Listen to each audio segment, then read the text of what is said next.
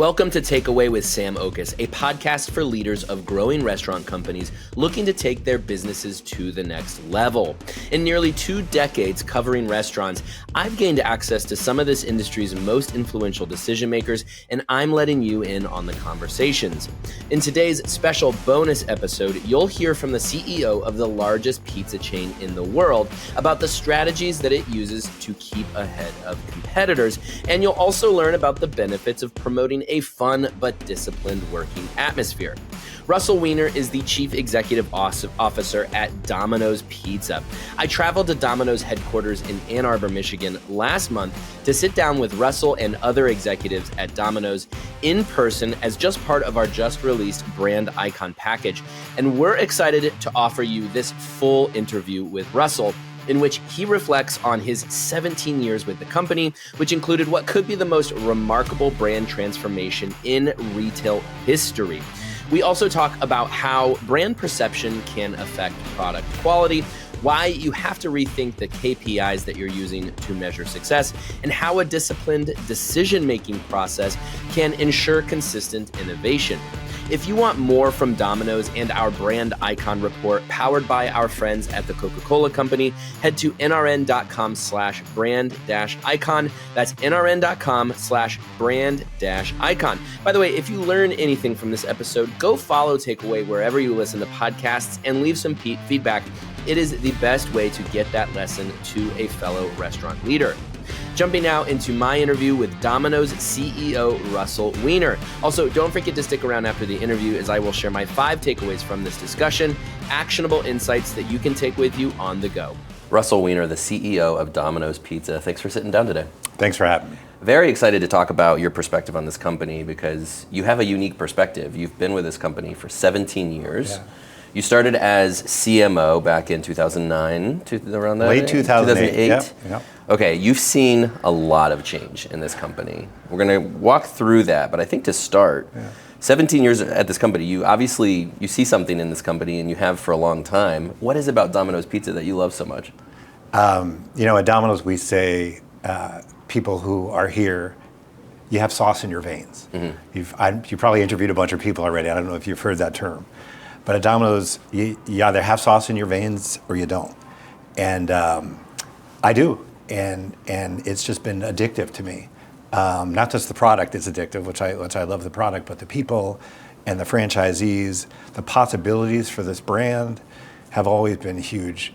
I remember when I was deciding, at that point in my career where to go, when I first came to Domino's. And when I was looking at options, I was looking at restaurants, other things, but one of the things that was really important to me was to end up in a company that was a single brand. Mm-hmm.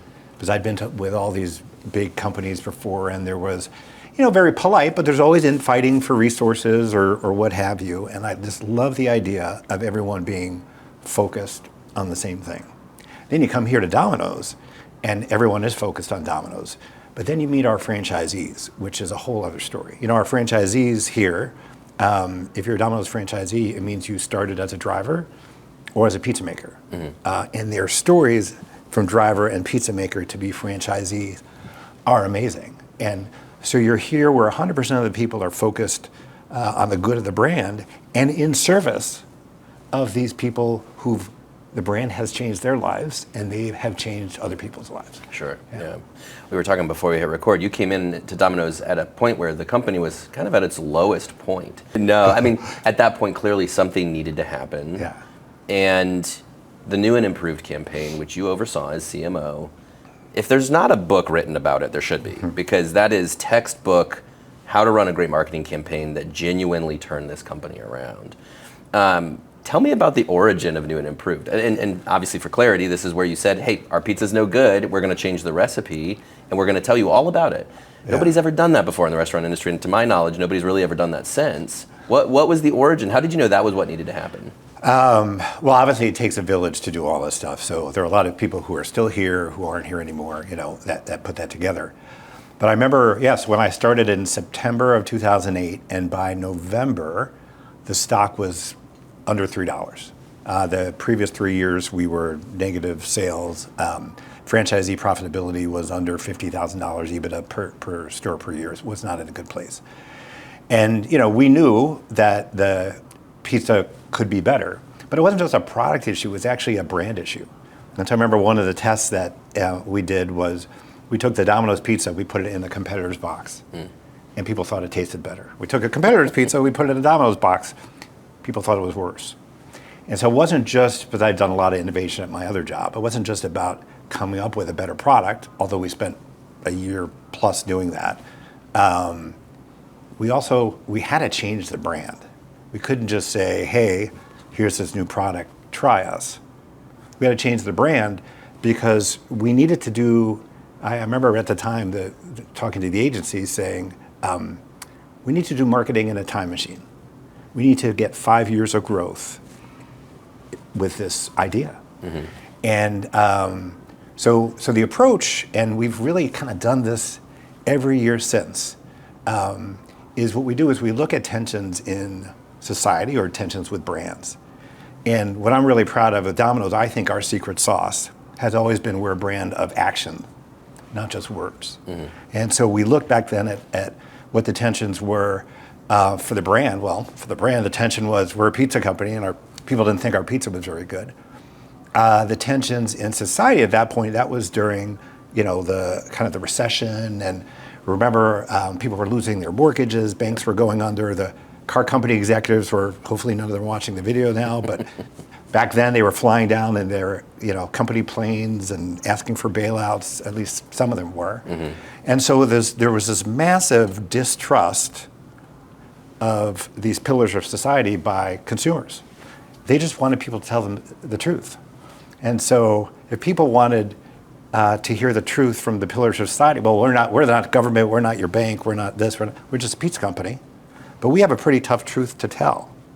And so the idea was, how can we break the societal tension by doing something action-wise from a brand perspective? And then maybe everyone would wake up and say, oh, okay, yeah, they're just a pizza company, but they're doing something everybody else should be doing. Mm-hmm. And then we would ride this tidal wave, not just because of what we were doing, but we were doing what America wanted everybody else to do. And lucky enough it worked. Otherwise, maybe we'd be doing it a different interview today. Yeah. I don't know. And I think when I look back at our best work, it is that. Mm-hmm. It is attacking attention with the brand or in society and breaking it. Yeah. Well, you say lucky enough. I mean, I'm sure there was a point at which you realized there's no going back. Once we go on, and you were on camera, Patrick, the former CEO, was on camera, saying our pizza's no good. There's no going back from that. It's like pulling the pin out of the grenade. You can't put it back in. Was there a backup plan? What did you think could happen here? Yeah. So, well, first, if you're ever worried about an ad in your career, you just put your boss in it, and you've got a decent amount of kind of career safety. Yeah. But what this place has always been great with our franchisees and our team members, just giving ourselves a shot to do anything that we think we need to do. And so I remember when we came up with the idea going into Patrick, who was president at the time, and Dave Brandon, who was CEO, and pitching the idea and thinking, there's no way they're going to do this. Now we had lots of data. And we did have a backup plan. So I can talk to you about, we shot 2 ads. This first one was super risky, mm-hmm. and so we did some testing, and if it was not good, we had a backup spot. But actually this ad at the time, I don't know if it's still true, was actually the highest scoring ad in history. Wow. And so we didn't go, people all the time, they say, oh, how do you take risks? Well, to me, taking a risk is jumping out of an airplane. Mm-hmm. But if you have a parachute on, it's still risky, but it's probably a lot less risky. And I think people try to think of, oh, it's just jumping out of the plane. No, that's stupid. It's having the parachute and maybe the other parachute, the secondary one. And so that's what we did. So when we went into Patrick and Dave, yeah, it was a scary idea, but we had the data about our pizza. We had data about our new pizza, which was much better. And after we triple checked the scores for this campaign, we realized we were onto something. I remember Alex Boguski, who was head of CPB back then, a great advertising kind of legend called me from the editing suite of the spot, and he called me and he said, "Are you sure this pizza's good?" And I'm like, "Yeah, why? This ad it's going to get people talking," and he was right. Yeah, you better put your money where your mouth is and actually have a good pizza. Yeah. And so it helped us do the two things we needed to do, change what people thought about our product, but more importantly, change what people thought about the brand. And the cool thing after this is if you were to look back at headlines in the 2010, there was things like X company needs to do a Domino's. X political party needs to do a Domino's, and maybe we could have a dose of that today. The world would be a better place. Totally true. Take that risk. Yeah. Okay, so your stock at that time was around $3. A little under, yeah. A little under $3. Yeah. It's $4.60 as we speak. Yeah, a little over $4.60 today. So clearly it worked. Also, at that time, you were not the largest pizza chain. Right. Perhaps in the world, but certainly not in America, you were not the largest pizza chain. We were about a 10 share of pizza, 1 in 10, and today we're about 1 in 4 pizzas here in the States. Yeah. Hard statistics here. You could argue that was one of the most successful marketing campaigns in history, I think, not just in restaurants. We're very humble and we're aggressive here. And so I think as soon as you think your stuff is good, that's the ending. And so we appreciate what that has done for the company, but we can never let that go to our head because we're always trying to outdo ourselves. And it wasn't just, there's so many metaphors with Domino's I use to speak all the time. But one of them is the domino effect. And so if you think about that perfect lineup of dominoes, and you hit the first one, then they all fall down. Well, if one domino is out of place, they stop. And so, our product team made a great product. If our advertising team didn't make a good ad, done. Yeah. If our franchisees didn't make a product that delivered on what we promised in the ad, we were done. So I think a lot of it certainly was the campaign started, but we held hands together, and I think that's what we do best. Back to that, being one brand, I think that's really helpful. Sure. You talk about outdoing yourselves. It does feel like that set a really high bar. We spoke with CMO Kate Trumbull yesterday about that, and this notion of you have this huge high bar to clear, but you guys keep pushing yourselves, and you seem to maybe not come up with something quite like that because that was so unique, but you guys have been known for really pushing the envelope. Certainly with technology, 2007, you guys were out there with mobile ordering, online ordering, way before anybody else. Why this need to keep pushing? Why is it so important to be at that bleeding edge of innovation? I think I'm a Yankee fan. Okay. So sorry for I won't hold anyone that who's against watching. you, yeah. But I used to try to put this into words, and then Aaron Judge, who's the right fielder for the Yankees, talks about every day when you wake up, if you're not better than you were the prior day, you're worse, right? And our job is to beat the best. We used to be number 2, now we're number 1. It doesn't mean we have nobody to beat, we just got to beat ourselves. Every day, if we get up and we're not better than we were the day before, we're in a worse place. And so I think that's how we measure ourselves. We look what our customers need, we look what our franchisees need, and we don't do something that is easy. If it was easy, it wouldn't break through. It's got to be difficult. It's got to be an action. So sometimes, like you said, it's building technology that never existed before. And sometimes it's working with our franchisees to get a great price point. Right now, a big tension in society is, at least for restaurants, our prices are expensive. Yeah. Right? And especially on the main meal. And then there's been discounting, but kind of at the fringes. So at the end of the day, if something's on a value menu, but it's not something that you as a customer value, is it really a value? Right?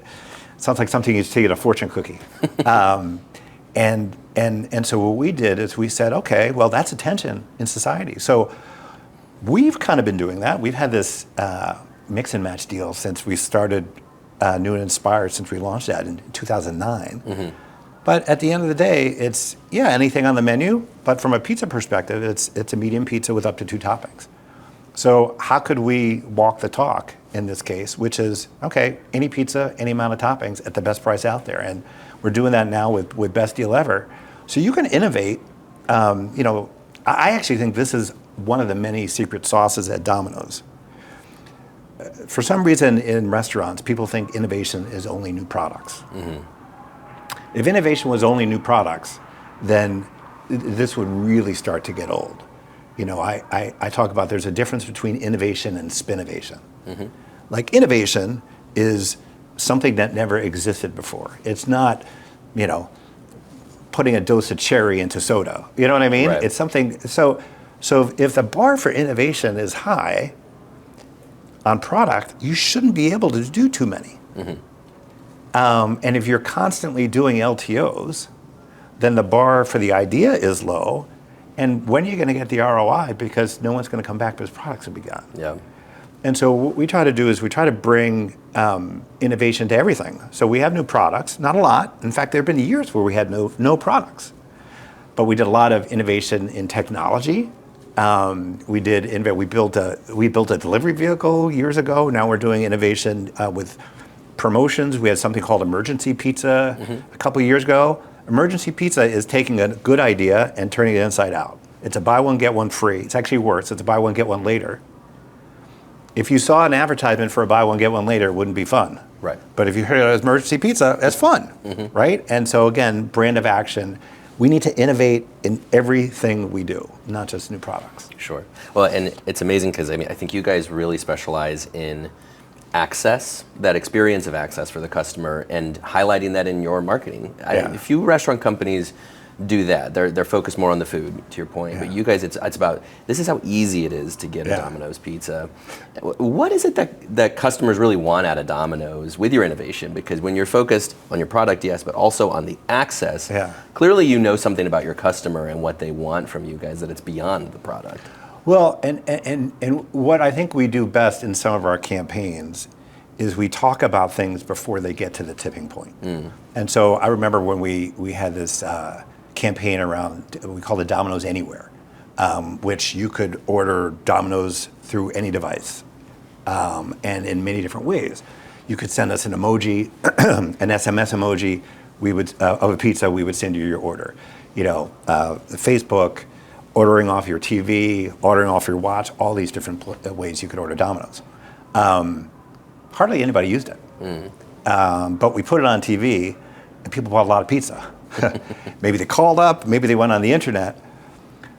People wanted to be the person who was so in touch with technology that they knew how to do it. So when the Domino's box arrived at your house, and most of the time with pizza, you're eating with other people, people may think, oh, maybe he ordered it with the watch. And now, all these ways of ordering, they seem commonplace. But when we did it, and this is also how you put KPIs together. If our KPI was the amount of people who order Domino's from the watch, we never would have done it. Because we didn't see a big lift, but we saw a huge lift in pizza. So sometimes it's doing things before they actually become mainstream. And that's a risk. Because like I said, if your KPIs aren't right, it could look like a failure. There's been some recent examples in the restaurant industry of how change can really also be negative for the loyal customer who doesn't want so much change. Where do you find that tension of changing in the right way, changing in a way that your customers will embrace, and what is too much change for Domino's? I don't think there's ever too much change, because like you said, we changed our product, we changed our brand, we took this huge risk. But what I take a lot of pride on, and I think we do really well here, is we make disciplined decisions. So we don't do anything without customer input on the front end and on the back end. We don't do it. We don't let it paralyze us. But I think one of the reasons we have such a great relationship with our franchisees, in addition to just the business being in a good place, is whenever we come to them with a recommendation, it is fully researched. And I always say I was kind of an average student. It would have been great to know the answers to the test before the test. And I kind of feel like we do. And so all the stuff that may look risky, we know the answers to the test before we do them. Sometimes we get a little bit wrong, but So far, so good. This idea that you can make, just like you can't be paralyzed by data, the idea of making gut decisions because you know the brand so well, I think is also, it's just not responsible when you're dealing with this kind of scale and you're dealing with, we've got hundreds of thousands of people around the world working for us. We have these franchisees who count on us and their families and their team members. And we owe them the proper amount of diligence to make those calls. But it doesn't mean they need to be small calls, right? So getting into culture, Yeah. what do you see as being the culture of Domino's and the culture that you want to instill in this company? We talked about some of those things already. I think there needs to be a little bit of a humbleness and modesty because we do this for the greater good. Mm-hmm. We always say here at Domino's that, especially this building we're in is called the World Resource Center. There's a line that if you don't make, bake, or take pizza, you serve those who do. Mm-hmm.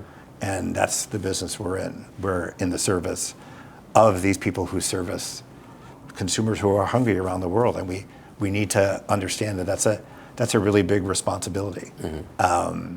And so I think, a humbleness and awareness, but then an aggressiveness to make a positive effect. When you walked in, I don't know if you saw on our wall, it says, it has our purpose, which is to feed the power of possible, one pizza at a time. And I remember when we kind of wrote that down, we came up with that. There was a literal and a figurative answer to that.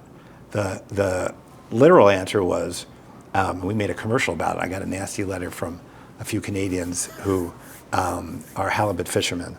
But we had an ad that talked about, hey, if you're gonna have a brainstorming session, right? Come up with big ideas. You're not gonna order halibut, right? Mm-hmm. You're gonna order pizza. Mm-hmm. If you have a big party, you're gonna order pizza.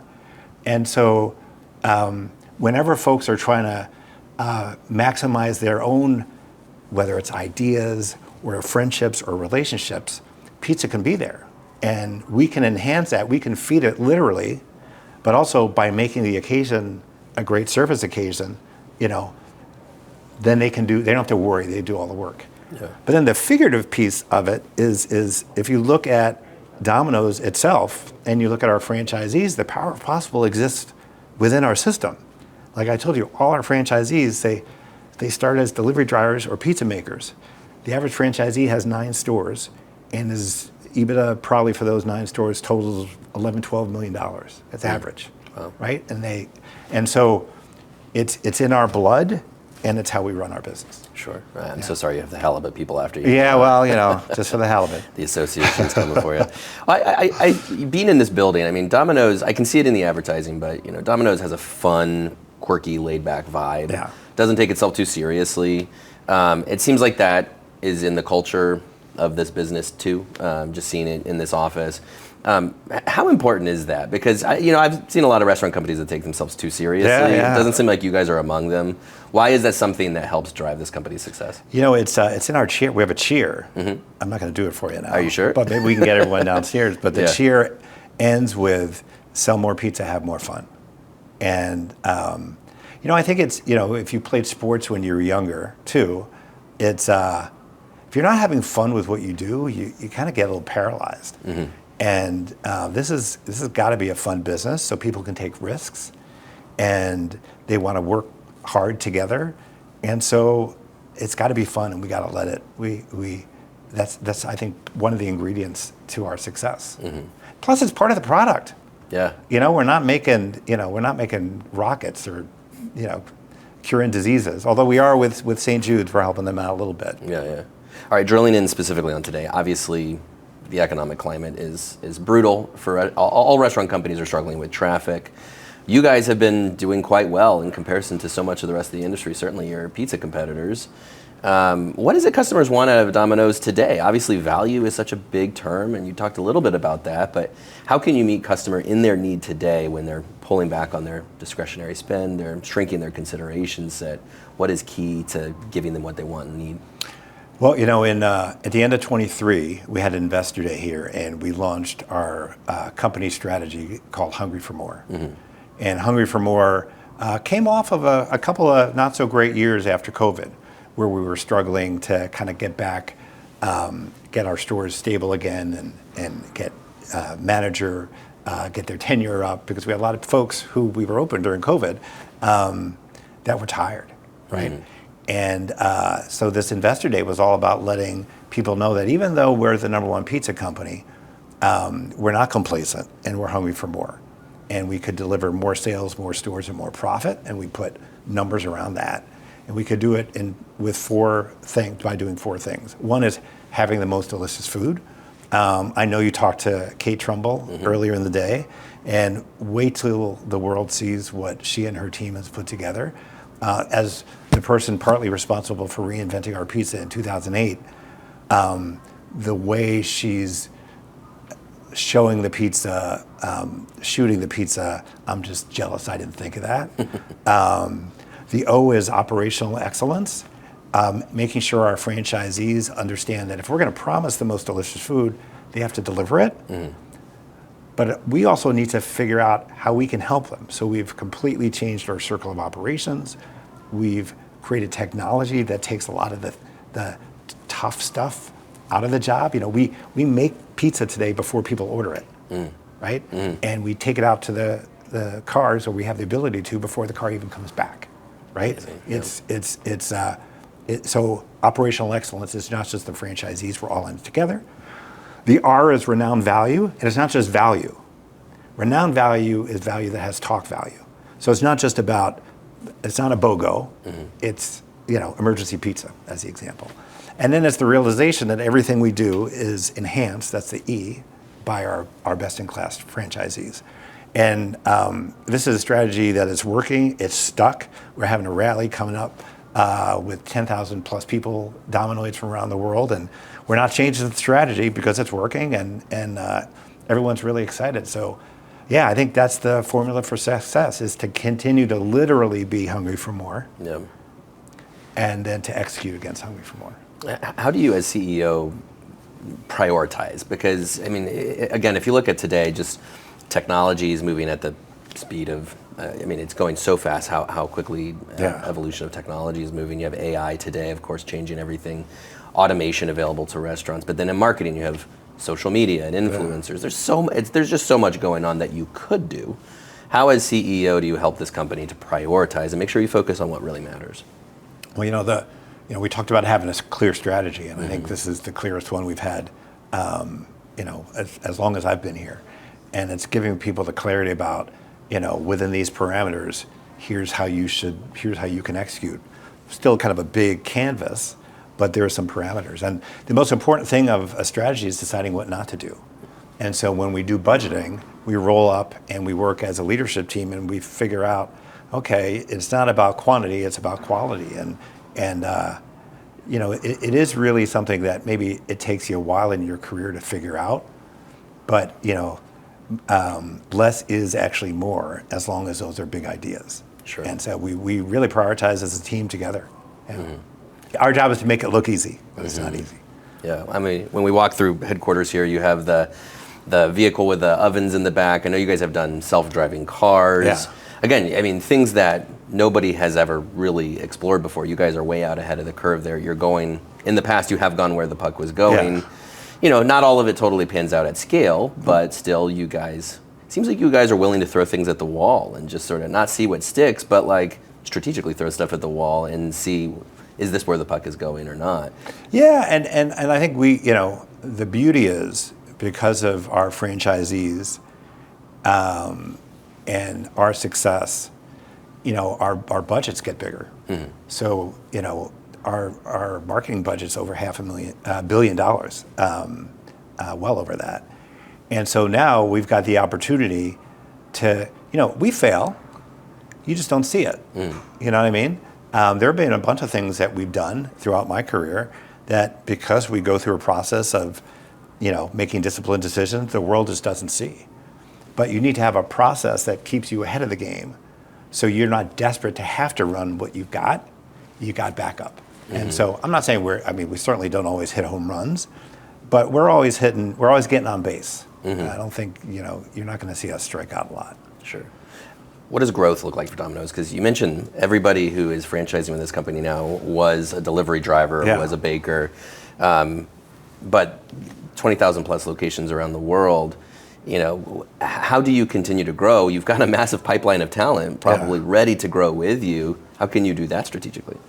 Yeah, I don't think that what you have to believe are really hard. And here's why I'd say is, like I said, we're number one here in the U.S. and we sell one of every 4 pizzas. Well, if you look at the number one burger place, number one coffee place, number one Mexican, these are 40, 50 share businesses.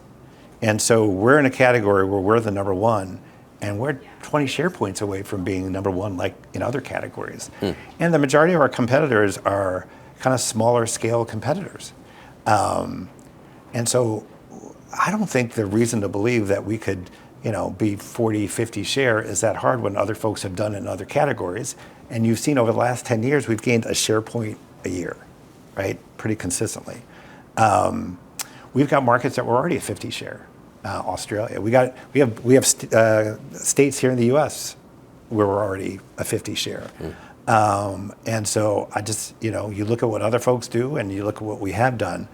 And I think if we continue this formula, there's no reason we shouldn't hit that. Sure. Yeah. What are perhaps the strongest headwinds preventing you from getting there? What are the biggest challenges that are in front of the business?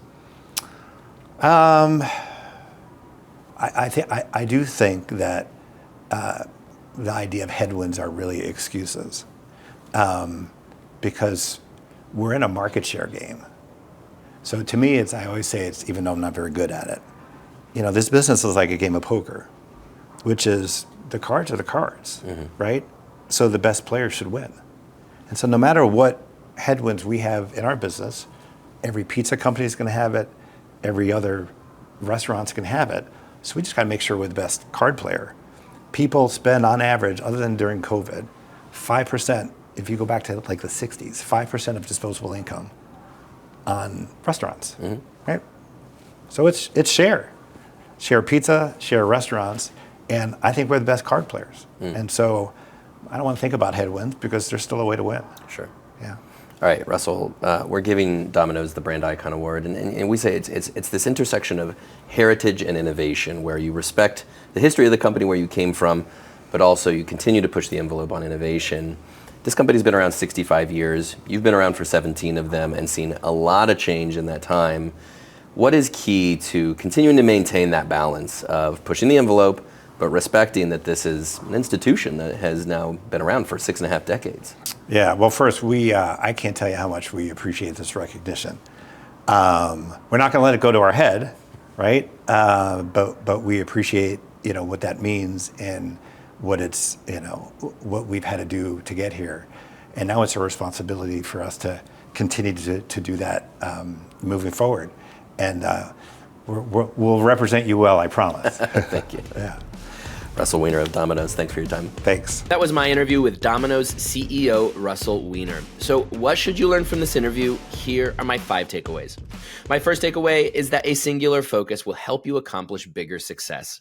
Russell told me at the beginning of this interview that the thing he was most attracted to in this position when he came over to Domino's as CMO in 2008, the biggest appeal to him was the fact that it was just this one brand that he had to focus on. You think about a lot of other companies in this country, especially now with so much consolidation, so many mergers and acquisitions, you have these massive companies with many different brands in the portfolio. There's a lot to that is beneficial, by the way. Of course, if you have a shared service structure across multiple brands, you can find efficiencies. But the thing that Russell was looking for, and he found at Domino's, and the thing that you can't get in that shared service structure, is the ability to be singularly focused. For Russell, by having the ability to singularly focus on just Domino's, it meant that he was able to pour more of himself into this one brand, think more about how this brand could succeed. And in the 17 years Russell's been with the company, it has accomplished some incredible things, as we'll get into here in a bit. But Domino's, he mentioned that the stock price was about $3 when he joined, and now it's over $400 a share. And the team at Domino's, not just Russell, but everybody in the company, everybody at the headquarters in Ann Arbor is just focused on Domino's, and that helps to lead to that success. Now, what is there to learn if you're already at a company that's just the one brand, just the singular focus?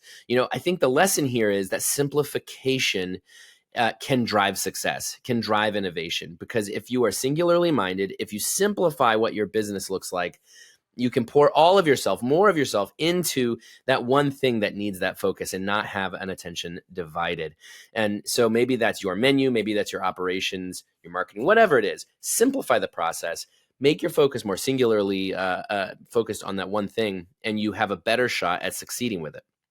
My second takeaway is that your brand perception is probably affecting your product quality. The story is so incredible. You going back to, again, the new and inspired pizza recipe that Domino's launched back in 2009, 2010. This was truly one of the most remarkable brand transformations that anybody's gone through in the restaurant industry, where Domino's changed its core product and immediately saw a lift that it just didn't relinquish for over a decade.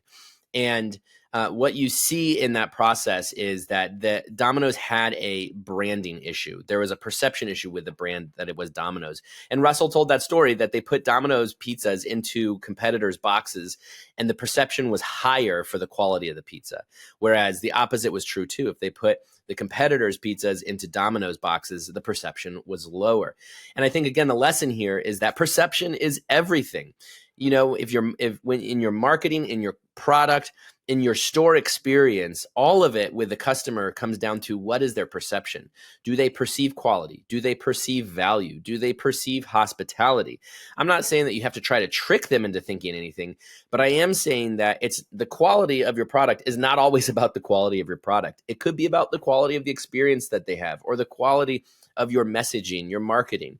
And you have to think about all these things in your broader success, which is, what is the perception that the customer has on my product and my brand? And could that be impacting the rest of the experience that I'm offering in my business? My third takeaway is that the success of your innovation might not be what you think it is. So another story Russell told that I thought was really interesting was around this Anywhere campaign that Domino's launched going back almost a decade ago now, where they offered the ability to order Domino's through smartwatches and other devices. And Russell was saying how if they measured the success of that campaign purely through how many people ordered through those devices, it would have been a failure. Because at that point in time, not a whole lot of people had those devices and they weren't ordering pizza that way. But he made the point that because they marketed this, they were able to put this out in their marketing in a big way. It made Domino's cooler. It was cool to be able to order pizza through devices.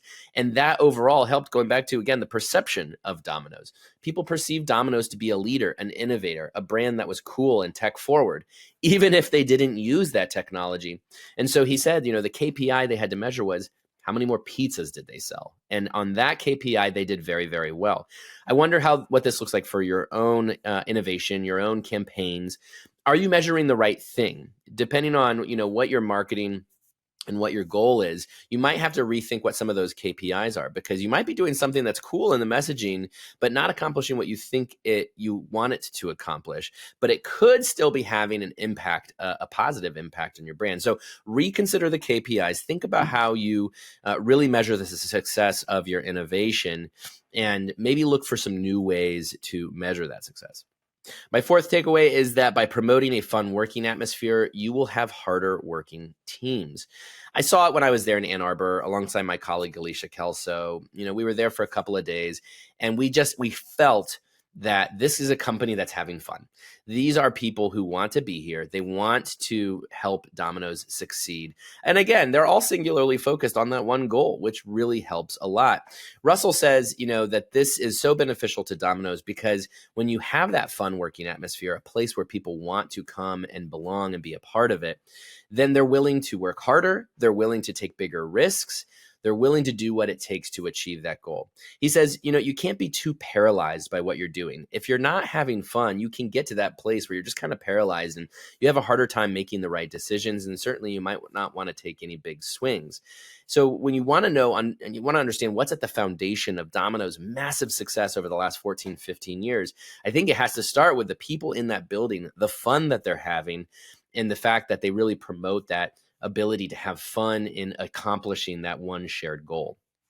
My fifth and final takeaway is that with a disciplined decision-making process, you'll stay ahead of the game. this one line that Russell said I thought was, so impactful, which is, he said, they're not always hitting home runs, but they're always making sure that they get on base. And that's because he says they have a process in place for innovation, for decision making. And by grinding through that process, there's a lot of stuff that they say no to. They try a lot of things that don't make the final cut, that don't get out there in front of the customer. He says there's a lot of things we don't know about Domino's that we haven't seen because it's gone through that decision-making process. He says with that process in place, again, they're able to keep taking one step forward, keep being a better version of themselves every day. And they might not all be the new and inspired recipe, the emergency pizza, the various home runs that Domino's has had over the last decade. But if they're just getting Domino's on base, they're just selling more pizzas, then that at the end of the day is all they could ask for. Those are all my takeaways for today. I hope you enjoyed this episode. Please remember to subscribe to Takeaway wherever you listen to podcasts and leave your feedback. You can also email me at sam.oches@informa.com. Thanks again and talk to you next week.